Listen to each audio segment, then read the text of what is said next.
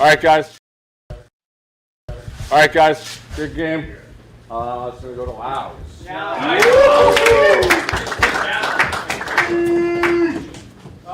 a masterpiece, but 3 in a row. Let's keep going to Minnesota. Well, you know what they say about artwork? Sometimes the abstract ones sell for the most. Oh, nice! This goes to a guy, he's been dishing out meals, and now he's going to buy us a team dinner. Mark Scheib. Hey boys, big win. Exactly what JMO says. I don't know much about artwork, but he definitely does. Big win. Support our troops. Yes. Yeah.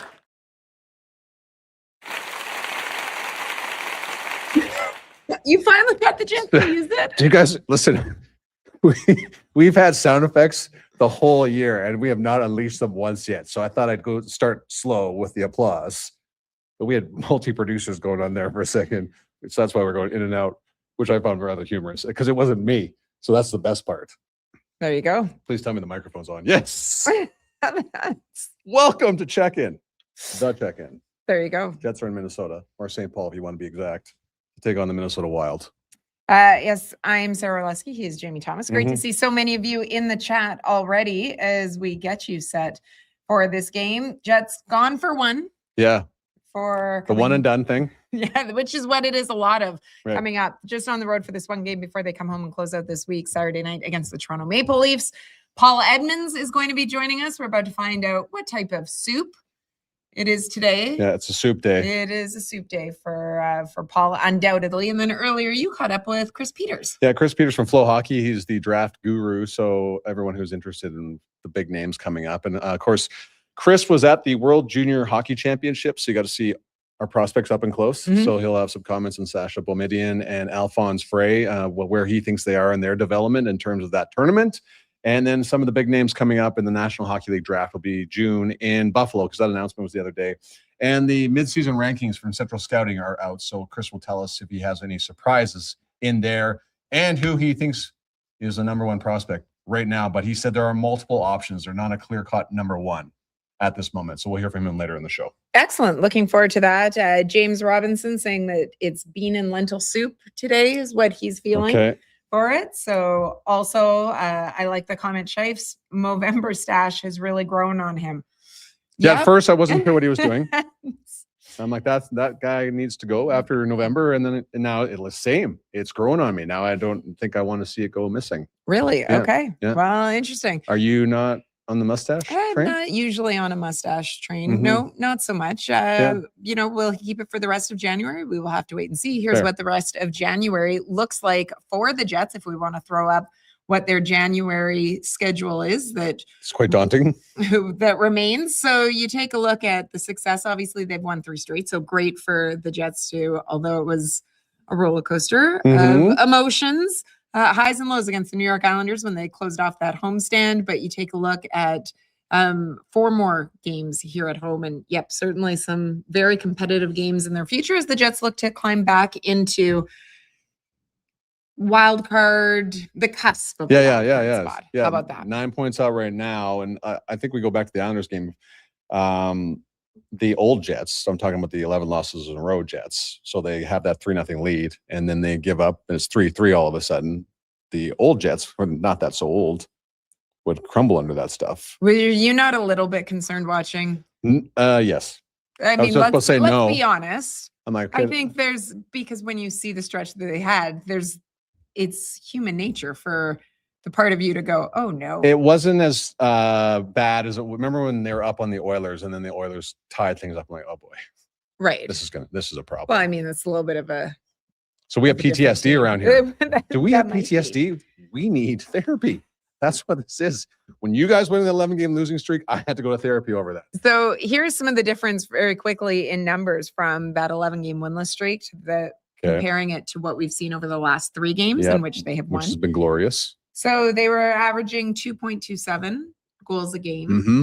in the winless streak, 4.67 during the 3. Okay, that's nice. 3.45 goals allowed versus now 2.67. Mm-hmm. Here's the biggest one. How often did we hear Scott Arney will speak about special teams. You and I talked about it. Yeah. When we'd have guests on, they would say it.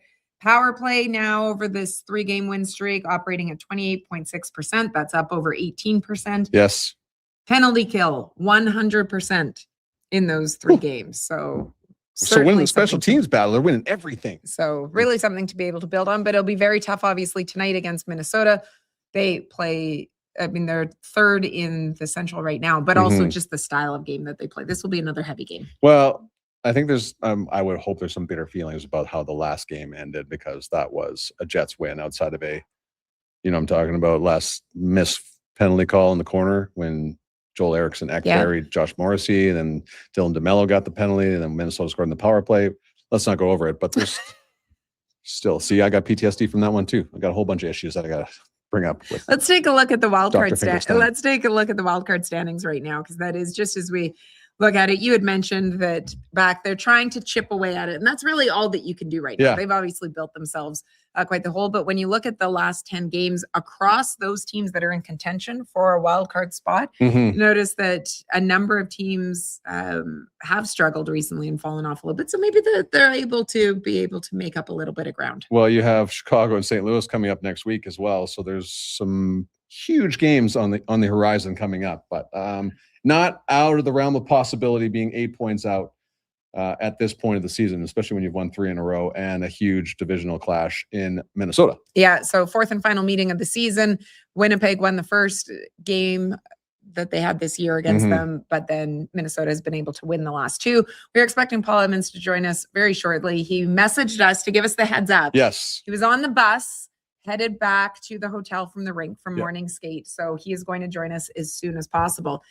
Injury updates yesterday before the team left was unfortunate news. That is not what anyone wanted to see. No, look, Hayden Fleury week to week, Colin Miller week to week, but the big one is Neil Pionk now week to week. So you played the last 2 games, played very well, played over 20 minutes in both games, but hurt something or re-aggravated the injury in the last game for the Jets against the New York Islanders. So he's week to week. So Elias Salomonsson has been recalled. Isaac Phillips was already up. Yeah. Our understanding. Yes. If we look at the projected lines. Yeah, let's do it. This is from the Scott Arneill media availability. So Daniel Zilkin will come out of the lineup in place of Morgan Barron, who skated yesterday. He was wearing a non-contact yellow, so obviously he's good enough to go. So there's your 4 lines. Don't touch my 3rd line. So Barron is because of that. Yeah. Barron back in the middle. Yes.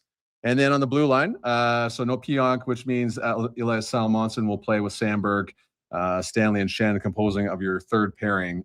It will be a heavy game, so you can understand why those 2 will be critical here tonight in St. Paul. Yeah, absolutely. Wonton soup is one of the things that I'm just going to randomly throw out soup stuff, which I love that now we see. Actually, Paul was telling me the other day that someone had messaged him about what sort of soup it was going to be. He's like, I love that soup is catching on the way that it is. Spicy peanut soup from Spicy Noodle House in Osborne. Okay. There you go.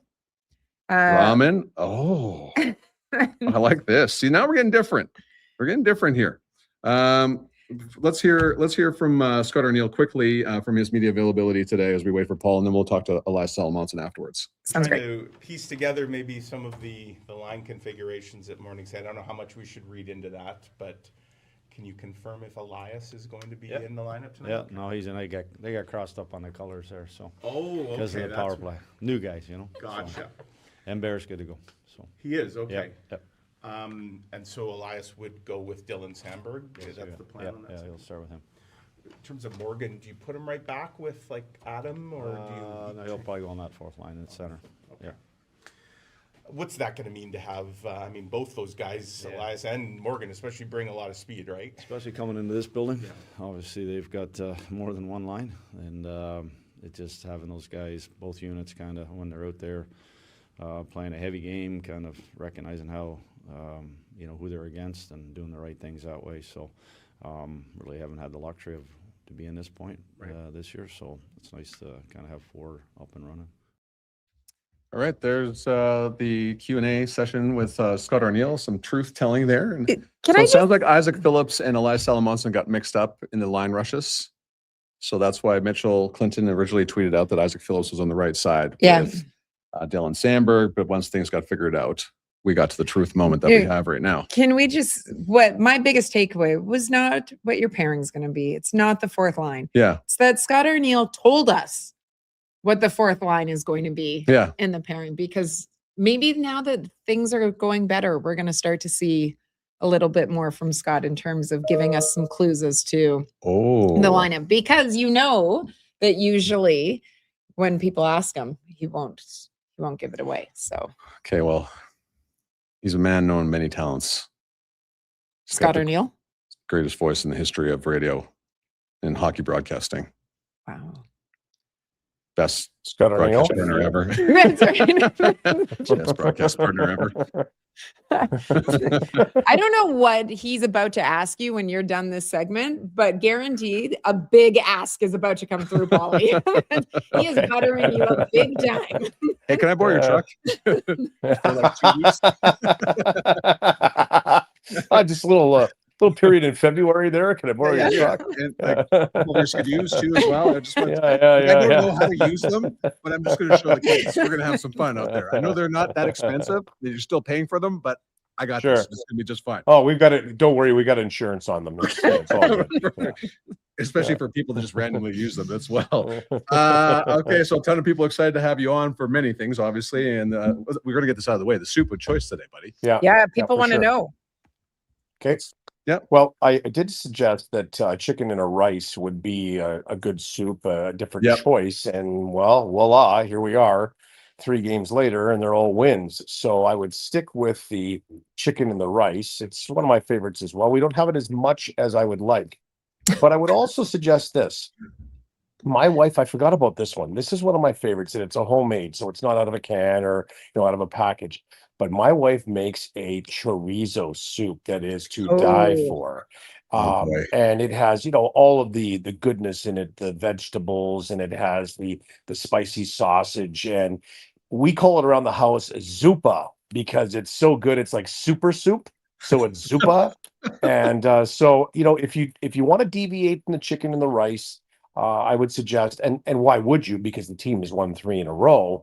But I think next in line would be the chorizo soup. And if you could make it homemade, it's a little rich. I get it. It's a creamy sauce. But nonetheless, if you're worried about health, you probably don't want that one. If you throw health to the wind, then I would have the chorizo soup as well. But let's stick tonight to the chicken and the rice. Even if you have chicken noodle, you can pull some noodles out, put some rice in, and you're good to go. Amazing. So on a serious note, lots of people raving about the chicken. Well, that's not serious. What are you talking about? Okay, from the soup, the game itself, and some news coming out yesterday. Just how big of a loss is Neil Pionk being out for in a week-to-week situation for the Winnipeg Jets? Well, huge. I mean, he logs a lot of minutes. He's the veteran guy on that second pair, and he's also the power play guy up top on power play number 2 for the Winnipeg Jets. I mean, he also embodies a lot of the way the Winnipeg Jets want to play in the back end. And now he's not Dylan Sandberg's size or Logan Stanley's size, but there's a reason why he played at UMD and was a Bulldog, because he plays like a Bulldog. So it's going to be a loss for him. But maybe what we're seeing is a little glimpse into the future here. And that's not a bad thing for the Jets as well, giving some players an opportunity to come in from the Moose and play. And Elias Salamonson is going to get that opportunity. And you guys talked about the mix-up over the line rushes this morning at morning skate. There was, because they had Isaac Phillips over on his off wing with Sandberg. And we thought, oh, this is bit of a head scratcher here, but he does have 56 games of NHL experience, and then we find out later that Isaac won't play, and it will be in fact Elias Salamonson that will play in that spot as a right-handed shot, and he's been here before as well. So it's a big loss to have Neil Pionk not play, but at the same time, guys want to play even if they're banged up. But you get to the point where if you can't go, and it's a disservice to the team from the standpoint that you're just not 100% or even 80 to perform your duties, then you have to step aside. I think that's exactly what Neil's done, and it will be a loss for the period that he's out. But he's listed as week to week, so let's hope that it's not for very long. Yeah, the Wild are dealing with some injuries as well. They also have been dealing with some some of their own challenges, even though they sit in a playoff spot recently when you look at results. What do you expect this game to look like tonight between these two rivals? Well, this is interesting because Jonas Brodin won't play, Zach Bogosian won't play. It's a couple of stalwarts certainly on their back end. Joel Eriksson Ek is a very good centerman and defensive forward that can put some points on the board. He won't play as well for Minnesota. So there's maybe an advantage to the Jets here from that standpoint. Winnipeg is surging with 3 straight wins, looking to end a 9-game losing skid on the road, by the way. We haven't talked a lot about that. But at the same time, Minnesota hasn't played as favorable as they have for most of the season, at least for the couple of months when the Jets were sagging. They were ballooning here. And I think it's an opportunity for the Jets, who have played very well always historically in this building. And they did win here back in October, for them to put their game forward that they've carried through that end of that homestand onto the road here. It will be heightened here. There will be some Jets fans, and it'll be a divisional rival, as it always is, and there'll be a real good angst to this game tonight. So I anticipate the Jets having a real good road game. I like what they've done here of late. They've got some secondary scoring, but where they've got it from has been being greasy around the opposition net. We heard going back to Rick Bowness when he started here 4 years ago that the Jets had to make more of a commitment to getting to the front of the net, and they have. And they've scored some goals that way. And after it got to 3-3 with the Islanders on Tuesday, they got around that net again and scored a couple more goals by creating some traffic, some net front coverage, and banging home some rebounds, or a point shot like Dylan DeMello's goes in because the goaltender doesn't see it. So I'm looking forward to a hard battle tonight. It's always a great game, and made better because there's always some Minnesota flavor to the Winnipeg Jets when we come into town. Paul, if you look at the wild card standings in the Western Conference, they're 8 points back. So if you look at it that way, it looks rather daunting. But Scott O'Neill said yesterday, just look at the team in front of you and try and get in front of them. Do you like that mindset better? I do, because it looks too daunting if you look like you want to catch and vault ahead of 4 or 5 teams at once. Here tonight, if you win the game and get some help on the out-of-town scoreboard, you're going to go ahead of Calgary. Next in line is St. Louis, and then after that, you pick off the next target. So with 30-plus games still to go, there's plenty of time to move your way up. And here's the thing. The Jets had a good week last week, right? And they got themselves slightly back into it. Have another good week here, and if the lead is 8, you cut that down to 5, and then you have another good week, and you can maybe get it down to 4 before you end up going for your 3-week break for the Olympics. You're feeling much better about where you're situated and yourself in the standings than you were even 2 or 3 weeks ago. So I like the philosophy. I like the mindset of that, not looking too far ahead. Look at the next team above you, because there's always 2 things I talk about when I get asked this question. We haven't been asked this a lot about and pertaining to the Jets, and that is, you've got to get back to 500. That's number 1. 500 happens incrementally each game. You didn't get to where you are by losing 4 games in one night in a row, right? So you win this game, you get a little closer to 500, you climb above maybe Calgary. Now you've got a couple teams below you, and then you're looking a little further up. So from that standpoint, I think that it's a sage word of advice that Scott has for his team. There's nowhere to go really but up, and they're starting to climb after 3 straight wins. So Calgary's the next target for the Jets if they can beat Minnesota tonight. Give us one thing you're watching for, Paul. I want to see the power play continue to score. I want to see them defend as they have. I don't want to see repeats of the second period from the Devils and the Islanders. I think that's flirting with danger. I mean, a little more consistency. We've talked about that a lot. But I still want to say that the Scheifele line, usually in big moments, will come through. If you can get some complementary scoring again from that Taves line, and they've been on fire, and then you get that grind line with Adam Lowry, you probably should be okay tonight.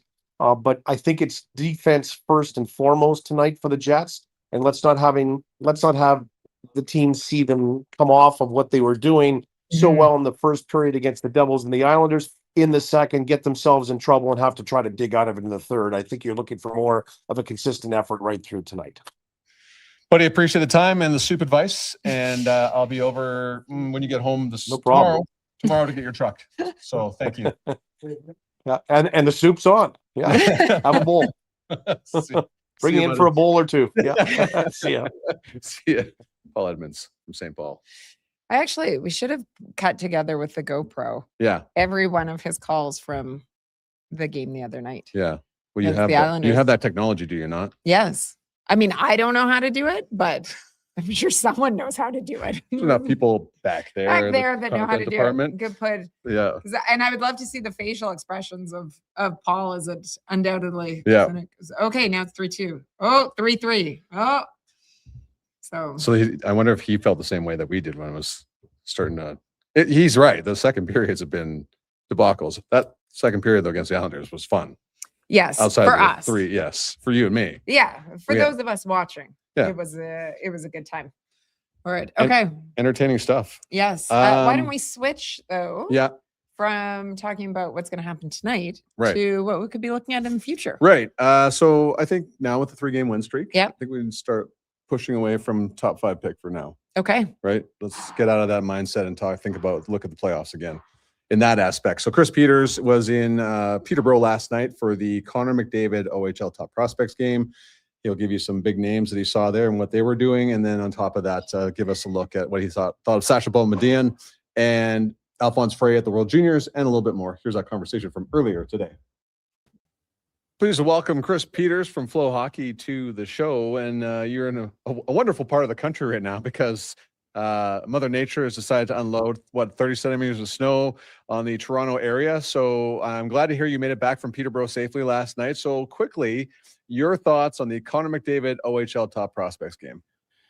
Yeah, well, Jamie, great to be with you. Great to be alive after that drive last night. I feel you would think the company good, would give you a bigger car, like an SUV or something. But yeah, I was like, four-wheel drive would have been awesome. But I just take what Pearson had to offer me, and it offered a very small car. But yeah, I mean, I was at the OHL Connor McDavid Top Prospects game last night. Always fun that it's named after a player who's still very much active and very much in his prime. Usually you have to wait until your career is over to get that kind of designation. But the great thing about that game is, I think it's a very strong year for the OHL. They might not have the number 1 or number 2 guy, but they've got, a really good group that's going to go in the first round. And we saw a number of those guys really perform well. Nikita Klepov from the Saginaw Spirit had 3 points in the game. I mean, just a tremendous playmaker, high skill guy, super entertaining player. He's a Russia USA dual citizen, and was on that US team that won the Hlinka Gretzky in the summer. So really exciting player there. And then Adam Novotny was also the player of the game for his team and did it in front of the home crowd in Peterborough. He came over from the Czech this year, played pro hockey there. Didn't have a lot of points, didn't have a lot of success offensively. Here, he's well over a point per game player. He had 2 goals in the game last night. If anybody was watching the World Junior Championship, he might not have been the guy that popped on the Czech team, but he was absolutely a key player for them, creating a lot of disruption, havoc, different things like that. And then, I think, we see all these other players that, with the loss of the CHL Top Prospects game, now the CHL USA Top Prospects Challenge, fewer of those players get those showcase opportunities. So the leagues have all kind of come together and done that. And that's the beauty of the OHL, the Connor McDavid game, because now you're seeing more players, like Alex Kostov, who's going to be a re-entry. Not, he hasn't been drafted before, but he was in the game and very deservingly so. So you're getting more opportunities for those players to be seen. And I think that's a really good thing for the leagues to do. And certainly for me, just to see that collection of talent in one place, it's always helpful, just as a measuring stick game. And we certainly got plenty to see last night. Okay, so I know as the year goes along, I know days melt into each other. I'm going to get you to go back in your memory banks just to the World Junior Hockey Championships, even though it's just almost 2 weeks ago.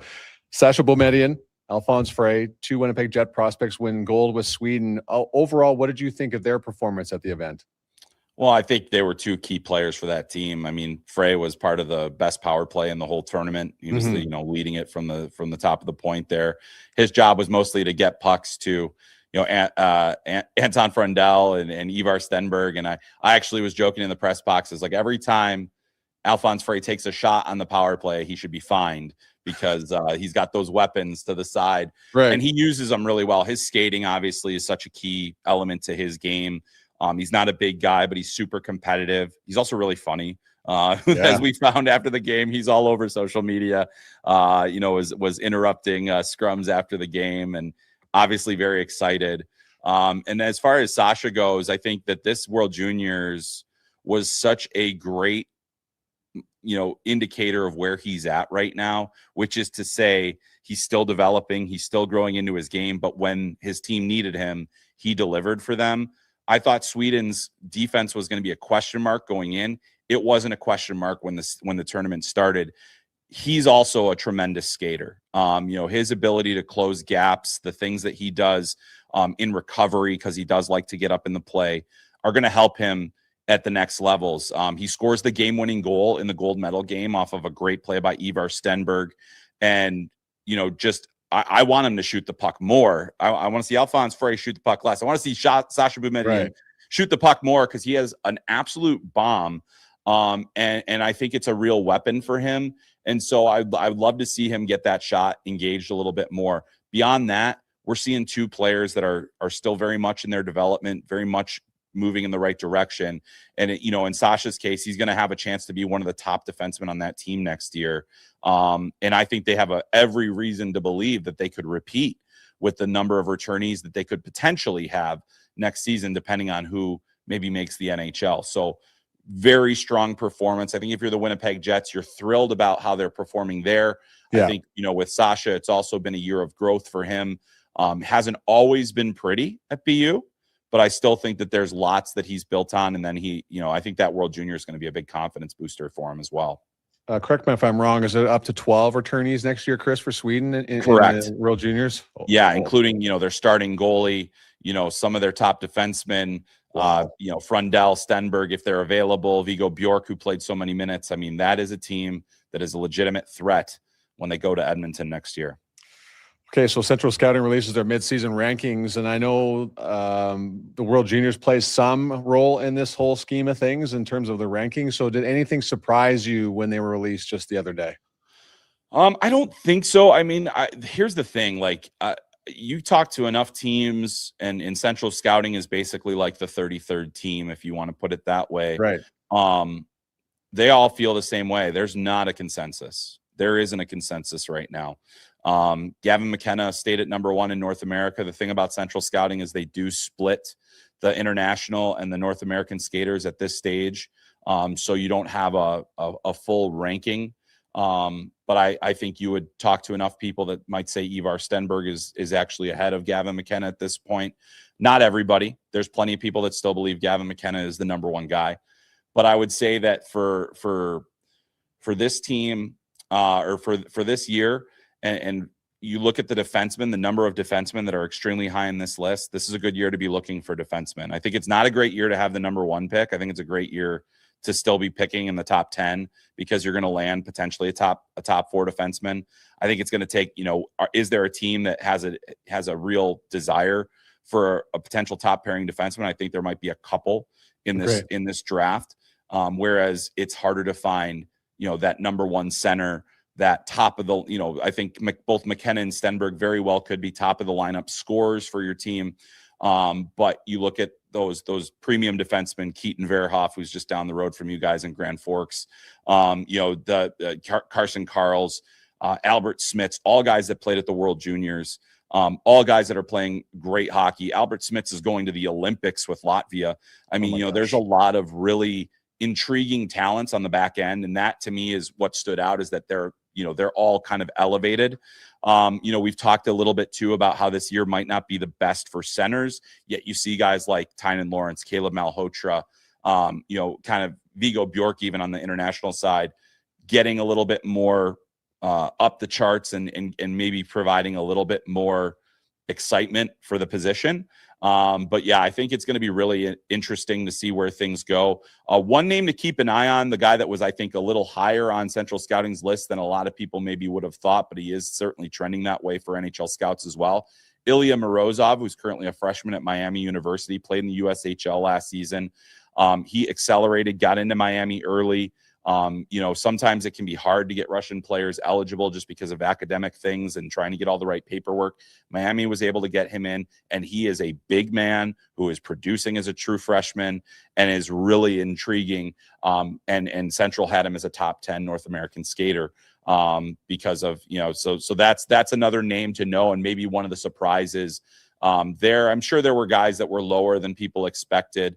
But to me, I think this is a year where there's going to be a lot of differing opinions on how this draft is going to look.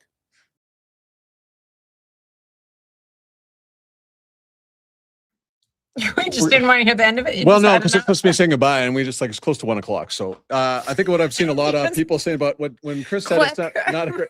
Yeah, exactly. That's what happens. Thanks when I so take much for over. joining us, Chris. Yeah. Click. Enough out of you. You've served your purpose. Thank you so much. I do like when you pre-record stuff because, man, I could have breakfast while that was going on. I'm surprised you didn't have an apple fritter. Yeah, I know. And then come out and say, that was pretty good, huh? That was a pretty good interview. Anyways, what Chris was talking about, not a great year to have number one pick. It's just like there's not a clear-cut defined number one pick where you're like, this is our pick. Right. No matter what. So obviously picking number one is great. But I think that's where he's getting with it. So thanks, Phyllis. Yeah, I didn't mean to cut him off, but I'll apologize to Chris later. Let's take a look at the line. The lines one yeah, last time before we wrap things up so that people can go over to Winnipeg Sports Talk, which you will be joining us in just a little bit. So if you haven't had your fill of Jamie already, lucky you guys. Whoa. Because even more of him. Amongst there, you got to think about the job that second line has been doing.